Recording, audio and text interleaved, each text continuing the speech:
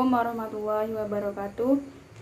Sebelumnya perkenalkan, nama saya Windy Kaseptian dari Hukum Ekonomi Syariah 1 dengan NIM S 2019-2002. Di sini kami dari kelompok 9 dengan materi hak asasi manusia dalam konstitusi, Undang-Undang Dasar 1945 dan perubahannya.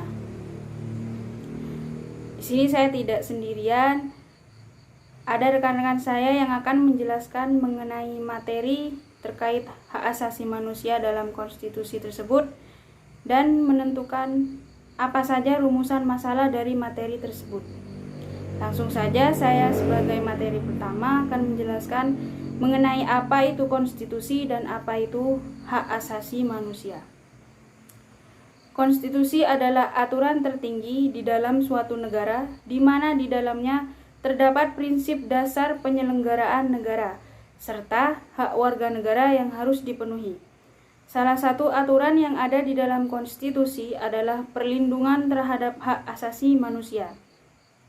Hak asasi manusia adalah suatu hak yang melekat pada diri manusia sejak dilahirkan, tetapi pada sisi lain hak asasi harus berbentuk legalitas.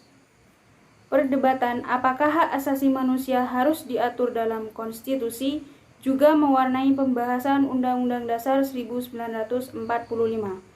Mahkamah Konstitusi sebagai pengawal konstitusi bertugas untuk melaksanakan aturan yang ada di dalam konstitusi, yaitu dengan cara melindungi hak asasi warga negara melalui putusan-putusannya. Mungkin itu saja yang dapat saya sampaikan. Materi selanjutnya akan lebih dijelaskan lebih rinci lagi oleh rekan saya. Assalamualaikum warahmatullahi wabarakatuh. Baik, saya akan melanjutkan penjelasan dari Mbak Windy. HAM dalam konstitusi Undang-Undang 1945 dan perubahannya dibandingkan dengan UUDS 1950, ketentuan HAM di dalam Undang-Undang 1945 relatif sedikit, hanya 7 pasal saja, masing-masing pasal 27, 28, 29, 30, 31, dan 34. Sedangkan di dalam UUDS 1950 didapati cukup lengkap pasal-pasal HAM, yaitu sejumlah 35 pasal, yakni dari pasal 2 sampai dengan pasal 42. Jumlah pasal di dalam UUDS 1950 hampir sama dengan yang tercantum di dalam Universal Declaration of Human Rights. Meskipun di dalam Undang-Undang 1945 tidak banyak dicantumkan pasal-pasal tentang HAM, namun kekurangan-kekurangan tersebut telah dipenuhi dengan lahirnya sejumlah undang-undang, antara lain Undang-Undang Nomor 14 Tahun 1970 dan Undang-Undang Nomor 8 Tahun 1981 yang banyak mencantumkan ketentuan tentang HAM. Undang-Undang Nomor 14 Tahun 1970 memuat 8 pasal tentang HAM, sedangkan Undang-Undang Nomor 8 Tahun 1981 memuat pasal 40. Sedangkan Undang-Undang Nomor 8 Tahun 1981 memuat 40 pasal. Lagi pula di dalam pembukaan Undang-Undang 45 didapati suatu pernyataan yang mencerminkan tekad bangsa Indonesia untuk menegakkan HAM yang berbunyi bahwa sesungguhnya kemerdekaan itu adalah hak segala bangsa, dan oleh sebab itu maka penjajahan di atas dunia harus dihapuskan karena tidak sesuai dengan pri kemanusiaan dan pri keadilan. 81 yang banyak mencantumkan ketentuan tentang HAM. Undang-Undang Nomor 14 Tahun 1970 memuat 8 pasal tentang HAM, sedangkan Undang-Undang Nomor 8 Tahun 1981 memuat pasal 40. Sedangkan Undang-Undang Nomor 8 Tahun 1981 memuat 40 pasal.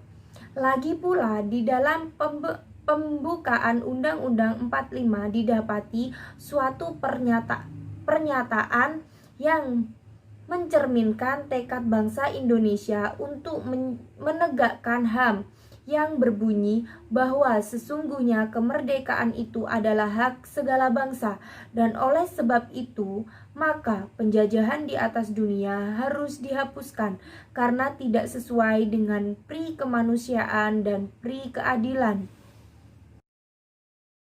Lalu saya di sini mengambil rumusan masalah tentang yang pertama, bagaimana pengaturan hak asasi manusia dalam konstitusi di Indonesia. Yang kedua, bagaimana muatan materi mengenai hak asasi manusia dalam Undang-Undang 1945, Konstitusi RIS, Undang UUDS 1950 dan UUD NRI 1945 pasca amandemen. Yang ketiga, timbulnya pernyataan bagaimana dapat menegakkan HAM kalau di dalam konstitusinya tidak diatur secara lengkap. Memang di dalam Undang-Undang 1945, ketentuan-ketentuan yang mengatur tentang HAM relatif terbatas, tetapi hal ini tidak akan menghambat penegakan HAM karena sudah diperlengkapi dengan undang-undang lainnya seperti UU Pokok, Kekuasaan Kehakiman, UU Hukum Acara Pidana atau KUHAP, UU Hak Asasi Manusia, UU Pengadilan HAM, dan peraturan perundangan lainnya. Baik, sekian dari saya. Terima kasih, dan selanjutnya akan disampaikan oleh Mas Rob. Baik, Assalamualaikum warahmatullahi wabarakatuh. Perkenalkan, nama saya Mukorobin dengan NIM S 2019-2003. Di sini saya dari kelompok 11 akan menjelaskan mengenai pendekatan dalam penelitian ilmu hukum. Yang pertama, mengenai pendekatan undang-undang. Jadi dilakukan dengan menelaah semua undang-undang dan regulasi yang bersangkut paut dengan hukum yang sedang ditangani. Kemudian bagi peneliti untuk kegiatan praktis, pendekatan undang-undang ini akan membuka kesempatan bagi peneliti untuk mempelajari adalah konsistensi dalam kesesuaian antara suatu undang-undang dengan undang-undang yang lainnya, atau dengan regulasi dan undang-undang tersebut. Dalam pendekatan undang-undang, kriteria untuk menentukan masalah adalah sebagai berikut. Jadi yang pertama adalah penafsiran yang berbeda atau bahkan saling bertentangan terhadap teks peraturan karena ketidakjelasan peraturan itu sendiri. Yang kedua, terjadi kekosongan hukum. Dan yang ketiga, terdapat perbedaan penafsiran atas fakta. Jadi mengenai fakta. Yang kedua, mengenai pendekatan historis. Pendekatan historis ini adalah menelaah latar belakang apa yang telah kita pelajari dan perkembangan pengaturan mengenai isu yang dihadapi. Bukan sekedar pengaturan, tetapi juga menggambarkan perkembangan dari kesepakatan. Kemudian yang ketiga, pendekatan kasus. Pendekatan kasus adalah pendekatan atau alasan-alasan hukum yang digunakan oleh hakim untuk sampai kepada putusannya atau ratio decidendi. Kriteria-kriteria itu adalah satu, pertimbangan tentang kenyataan yang dihadapi oleh hakim setelah memeriksa perkaraan atau memeriksa suatu perkara tersebut. Yang kedua, mengenai pertimbangan tentang hukumnya dalam perkara yang telah ditemukan oleh hakim berdasarkan kenyataan yang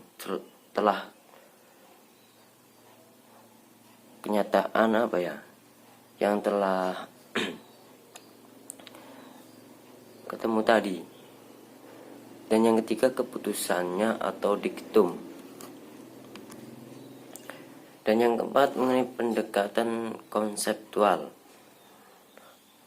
Pendekatan ini adalah beranjak dari pandangan-pandangan dan doktrin-doktrin yang berkembang dalam ilmu hukum. Konseptual melahirkan pengertian-pengertian hukum,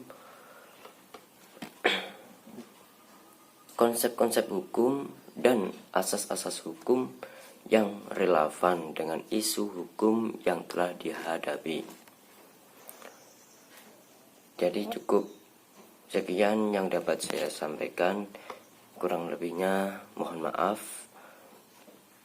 Akhirul qauli hadza, ihdinas siratal mustaqim. Assalamualaikum warahmatullahi wabarakatuh.